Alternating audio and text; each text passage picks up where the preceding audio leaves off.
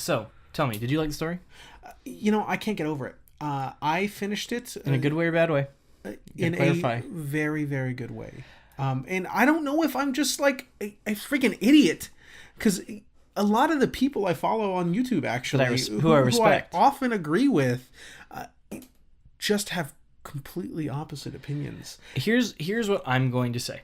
As someone who is very passionate about writing in particular, if you were to take out everything except the story from this game, it is a well-written, mature story with some problems, sure, I'll give that, but it's good writing. It is good writing. I'm sure of it. You have, incredible use of recontextualization through Abby's point of view after going through all that stuff as Ellie. Definitely don't use it as much as I'd like them to a lot of the time, but they do use that. Very clear character arcs that impact the other parts of the story, if not directly, then thematically for the player. So it's well done, and it's a lot of ballsy moves in terms of, not doing a back and forth, day one with Ellie, day one with Abby. It's you do Ellie's campaign, you do Abby's campaign after a brief little intro. So that was kind of ballsy and an interesting move, and it paid off in my opinion. So it did. So real quick, you asked if I enjoyed the story.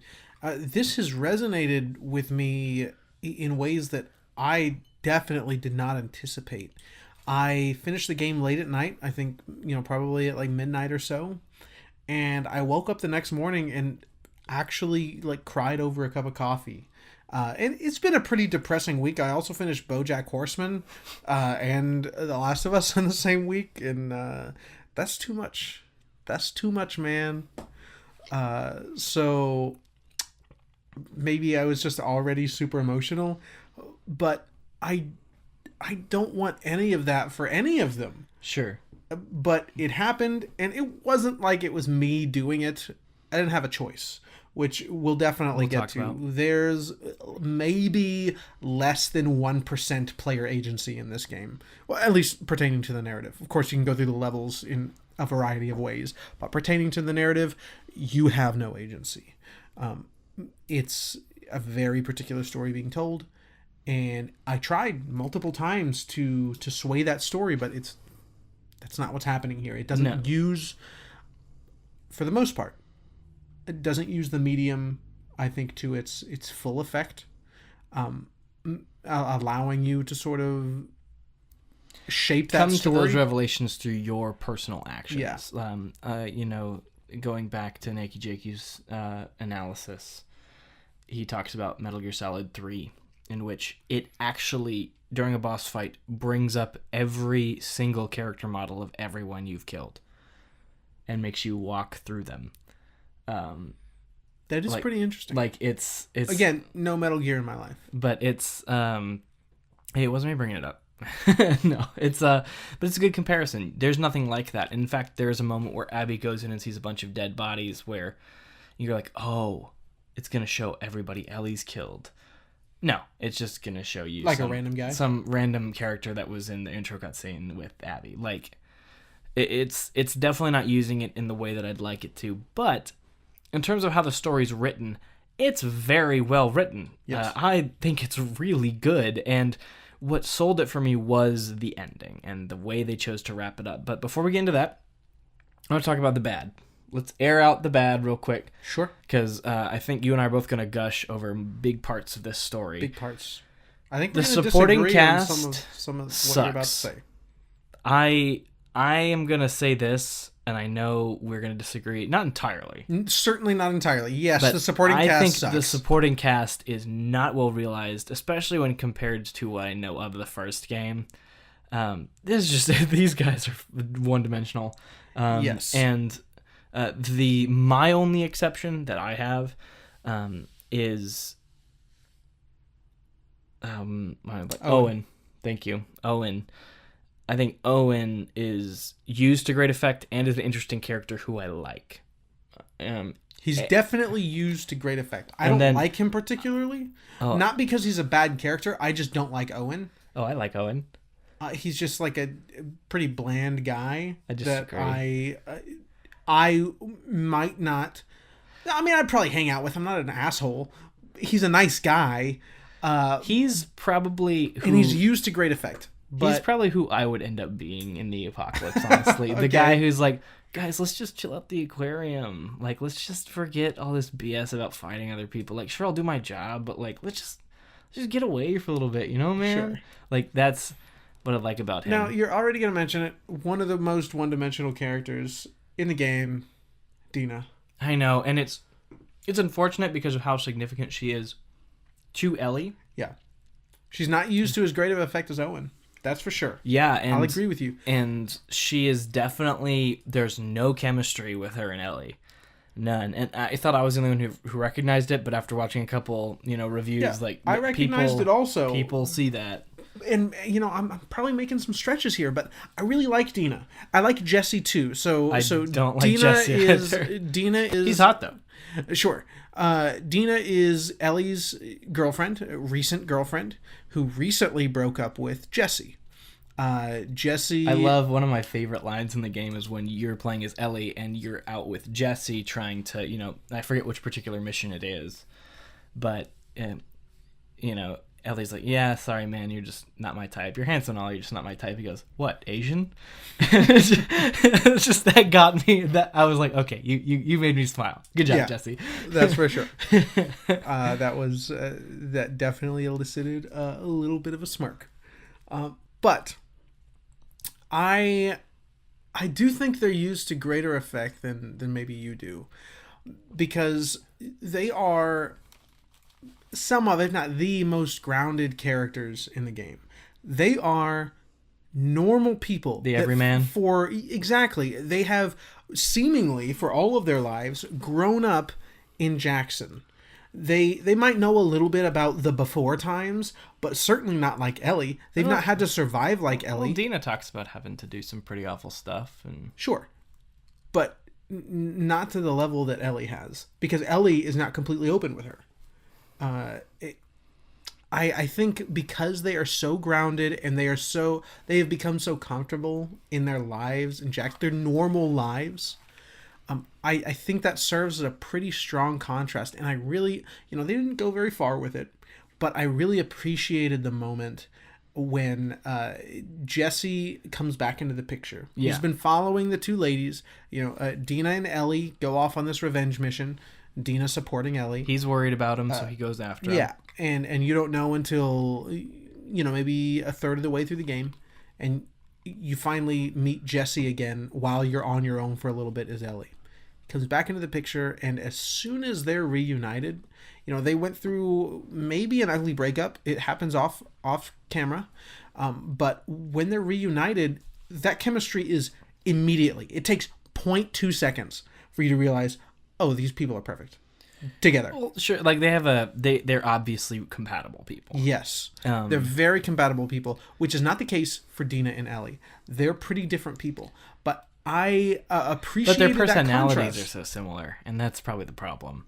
Is like Ellie and Dina. Yeah, they have similar. Like, sure, their past and their history and stuff, but like, Dina might be a little bit more, cheery, and Ellie a little more quiet. But in terms of, they're both, snarky, female, protagonist-esque people, and I think Dina's significantly less snarky. I don't know about that. She has a few moments, but I feel like, I'm not saying they're forced, but I feel like if Dina were a real person, they would take a lot more to work towards those snarky moments than Ellie just having like a quiver. One thing that's very comebacks. different is a quiver of comebacks. Yes. Yeah, but I will agree that Dina definitely, the main personality difference is Dina's far more an initiator. She goes after what she wants. She does what she thinks is best in the moment. Ellie is a little more reserved. Anyway, that being said, I'm not a fan of the supporting cast. Largely, that's the case. Yes, I'm not going to disagree with you there. I also think that there's not enough time committed to certain relationships that are really like crux of the narrative relationships. The one that I'm thinking of right now is Abby and Lev. Okay. which is kind of the Joel Ellie relationship of this game, and like I think it does work and it does function, but I would have liked more time to see them grow and bond, and not so much. Just kind of have to take it on the game's authority that they're close and now. it's a very difficult balance to strike because already the game is twice as long as the previous game, and a pretty decent amount longer than maybe any of the games that they've made up to this point, or at least their recent games. It feels sort of out of character at this point. I don't remember how long all the Jack games were, but at this point, it feels sort of out of character to have a game that is, pushing 35 hours, which sounded like it might be a little bloated to me. Honestly, that wasn't my experience. I only put 22 into it, I think. Really? Yeah. I probably put closer to 30, but I don't think I put more than 30. I'd have to check Sure. I should have checked my my playtime, but what was I just saying? Oh, the characters. It's a strong balance. A difficult balance to strike. If you spend too much time on a character, then you spent too much time on that character, and that will be a complaint. If you don't spend enough time, then sure. I think for me, just because it's such a significant relationship, because that is the relationship that will carry Abby's character through past the end of the game, right? That's supposedly the character that's continuing her transformation after Owen, right? I don't think there's enough there, but that's a minor complaint for me. There's enough there for me to just go, okay, I believe you. Yeah, I didn't find it to be unsatisfactory, and I did appreciate that relationship quite a bit. And especially towards the beginning of that relationship, the Lev and what is his sister's name? I forget already. Me too. Okay. So Lev and his sister, one of them asks, why are you helping us? And Abby is ready to admit, I just want to feel better about myself. So that's why. Yeah. So she is trying, which is a step better than where she was, to be honest, because where she was is, Joel from the first game going to just run over someone in need because they might hurt him, and you get to see her transform. So let's talk about that. Let's move away from the bad if you're done there. Honestly, aside from the supporting cast, I don't have much to say, dude. I'm still thinking about this game. It's 4 days past credits, and I do think it's one of the strongest video game narratives that I've experienced. It struck me. The only one that comes to mind that is like definitely better in my mind is, for me at least, is Red Dead 2. I don't know if I'll ever play that game. It's a big game. Not because I don't want to, but honestly, it took me 70 hours. I don't know. It took me 70 hours to beat it. Mm-hmm. And Red Dead 2 has its narrative problems. In fact, I'd argue it might even have. Well, no, but it has a similar amount of narrative issues. Sure. But the difference is in. Well, I can talk about Red Dead 2 all day. Let's go back to this game. But what I do want to talk about, since you mentioned it, is let's just talk about Ellie and Abby. I want to talk about Ellie. I want to talk about Abby. I want to talk about their character arcs and why I think that it's a good narrative and why I think it's a strong narrative and why I think that it is a narrative worth experiencing. I've heard a lot of people talk about how this game is about revenge. And I absolutely disagree 100%. I believe that revenge is the plot that is driving the bigger themes of this game. And I'll be able to defend that when we talk about the ending. Mm-hmm. But I just wanted to preface that by saying I don't think that this game is really about what many reviewers that I've seen take away from it. So let's talk about... Can we talk about Abby first? Is that okay?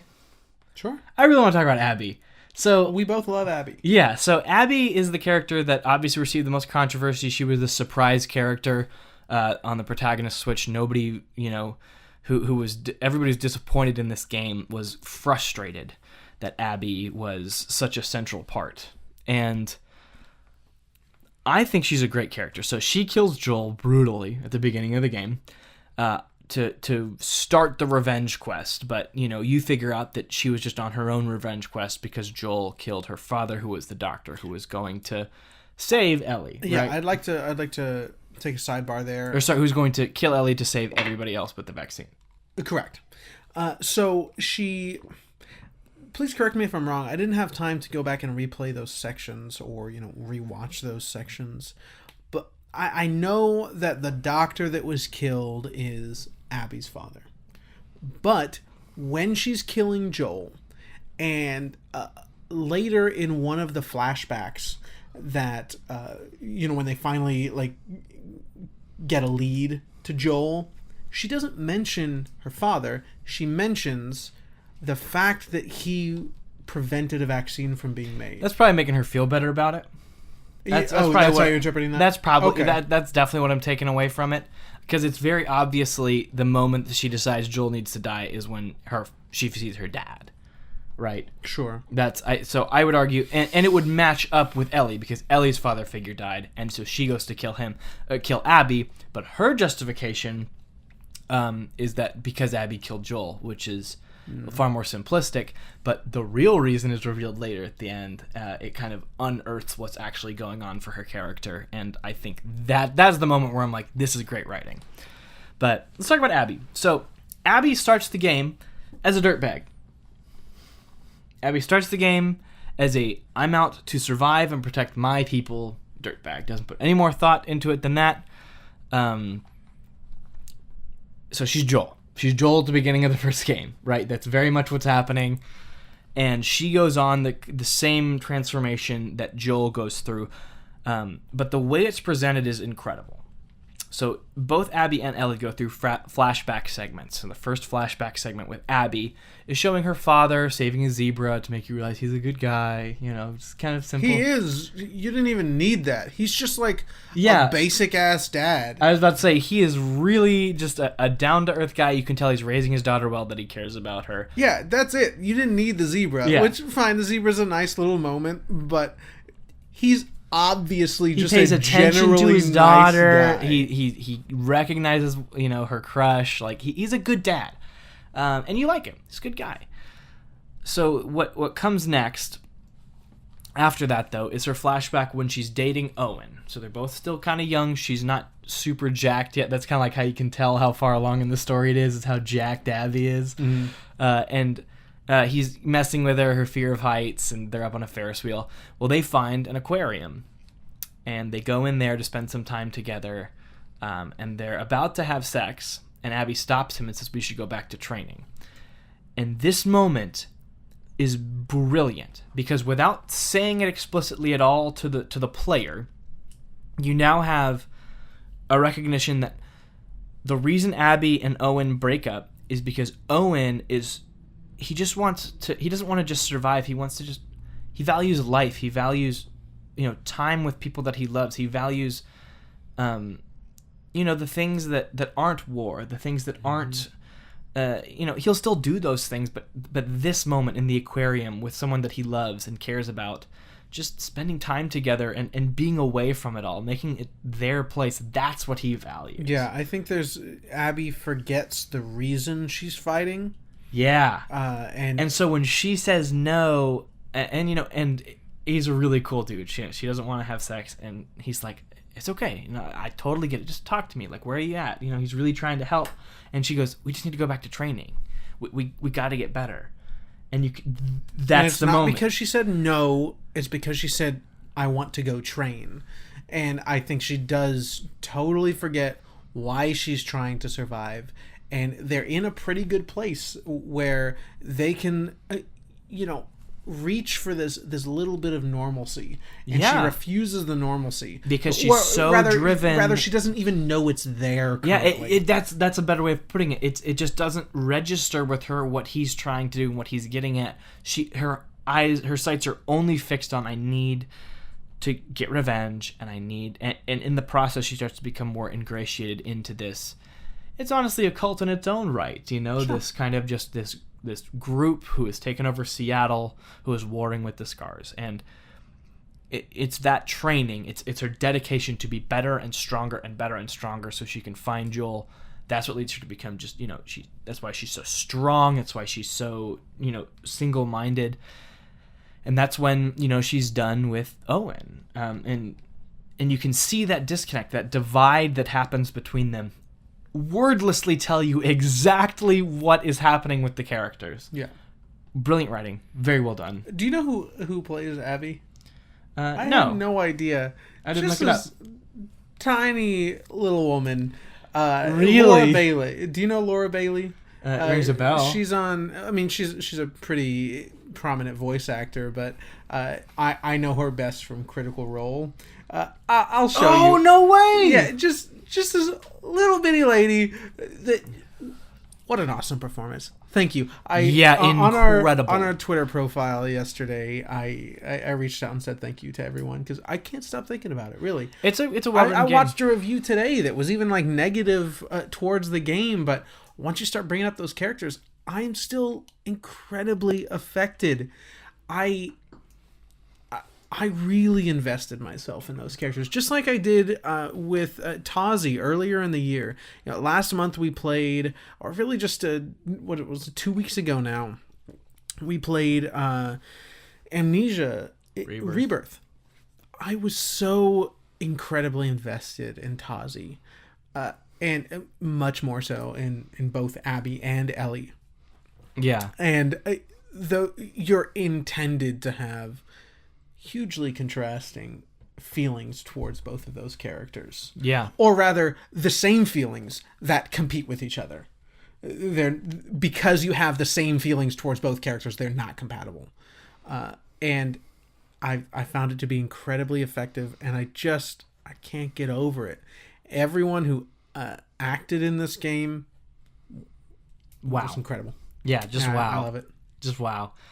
Even in the characters that I think are, one-dimensional, the voice acting is Troy Baker. amazing. Oh, dude. Oh my god, when he opens his mouth and says when words. he opens his mouth, I'm already getting a little choked up here. Just so there's 4 times in particular. The first one was when he shared the guitar for the first time with Ellie and started singing and her he's that like he's song. a little insecure about it. Oh my god! Yeah, Troy Baker is a legend. He really is. He's so good. But real quick, because we're gonna go into Ellie territory real fast. We start talking about Joel. We are. Abby has a couple flashbacks like that are really good and kind of lead into what happens with Joel when she kills Joel finally. But the main thing that gets her back is Owen. So Owen has gone AWOL, and they're like, nope, not worth it. We need to do a final massive raid on the Scars, just end them once and for all. This is Isaac saying this. He's the leader of the Wolves, the WLF. And Abby decides to go AWOL as well, to find Owen, though, to bring him back and show that, look, he's a good guy, because they currently believe that Owen killed Danny, another character. And she finds Owen. It turns out he did kill him, because Danny tried in self-defense, because Owen decided he's done killing Scars. He sees this old man who is just ready to die. It's a beautiful moment where he's explaining this to Abby. So I saw this old man, and he was just ready to die. And he realized he wanted that. He wanted to live a good, full life, but then he didn't want to die in battle like that old man. He wanted to just be ready and to just go. And he's trying to communicate that with Abby, and she's just not getting it. She's like, no, come back. We need you. We need you to fight. We need you to be okay with the WLF. Which leads into sex, of course, because that's what happens all the time in my life. I'll tell you that right now. I forget who it was, but mentioned just like the rapid escalation of that scene. That's got to be like the driest moment anyone has ever had during sex. That's like from 0 to, okay, we're done in about 30 seconds. Yeah, that was intense for sure. Goodness gracious. But regardless, that moment when she wakes up the next morning because of what he said and because of her reinitiation of that relationship, the relationship that she cut off because she only had her eyes on Joel and the WLF, starts to go, well, okay, I'm just going to go back and help those 2 Scars. So there's these 2 Scars who have defected. And she's like, you know what? I'm going to go back and help him. And she doesn't even know why, really, at first. She just gets up and does it, you know? You get to watch her character through the same relationship that showed us where she's at then. Now that relationship shows where she's at now and how she's starting to change again. And through Owen, really, again, great storytelling. It doesn't hammer you over the head with it. What I think a lot of people are missing, I had a pretty heated debate actually at work just like 2 days ago about this game. And I was in training with someone for a new position, and a trainer had to step in after like, I don't know, it was probably 20 minutes of us going back and forth. Just someone who refuses to play this game for various reasons. And I'm trying to explain the nuances. Trying to share the game with him. Yeah, exactly. Share the game. In trying to explain the nuances in the character developments between Abby and Ellie, the contrasting character developments, and he just refused. And people are passionate, but if that is indicative of if his opinion is indicative of why other people are so ready to dismiss this game, I think one of the biggest contributing factors to that is that you're not able to recognize that everyone has faults. He was presenting arguments that are absolute, as though he's never had any variance in his sense of morality, which is not the case. And also just like forgetting that this takes place in a fictional zombie apocalypse where many of our morals as a civilized society are out the window. Just out the window. Yeah, they do not apply at all. But aside from that, Abby, while maybe presented immediately as the villain, is a nuanced human being who feels and evolves based on her feelings, and her actions contribute to those feelings, and she is evolving just like Abby, or just like Ellie is, just like Joel did, and just like anybody else does. Yeah, she's changing specifically through other people and through moments from her past coming back up, and it's very a well-written character. Well written. I'll say it again. Yeah, and so she eventually starts to develop a bond with Lev, who I always forget, but yeah, Lev, who has been ostracized because she was going to be married to an old elderly person, but she, as is tradition in this cult. Yeah, but she wanted to be a boy. She wanted to be a fighter, and so she shaves her head, starts going by him, and all that stuff, and of course this religious cult, including his mother, right? Including his mother, who is like super devout, is not on board with this. So his sister helps get him out, and they're on the run. And through the relationship between Abby and Lev, you kind of start. Abby then takes it further. She kind of is able to realize, why am I with the WLF? Like, they're just as bad as the people I'm fighting. Like, what should I be fighting for? And before she gets to that question, she has a moment where she's like, no, Lev, you're my people. Those aren't my people anymore. You're my people. And you have to start fighting the WLF, right? And then she takes it another step further and says, this is what I want. She finds hope again. But she finds hope in finding something better than just this empty, why are we fighting kind of thing, And it's sure maybe a little simplistic sometimes, but it's well presented, and it's presented through a well-drawn, interesting character, and you're invested, and I like it. And that kind of leads her through the rest of her arc.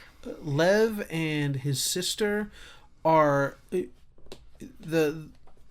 have a couple more notes than the rest of the supporting cast, I think.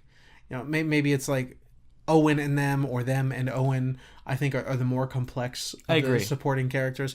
I really enjoyed my time with Lev, and unfortunately I don't remember her name, but his sister. I thought they were great characters, and what they pulled out of Abby, what sort of character developments that they were able to extract were pretty meaningful. And Abby doesn't become a saint. Absolutely Right? not. No, she my God, absolutely No. not. Well, do we want to jump right to the end? No, let's talk about Ellie first. Okay, and let's then talk about Ellie. Yeah. Oh my God. Yeah, it's good stuff.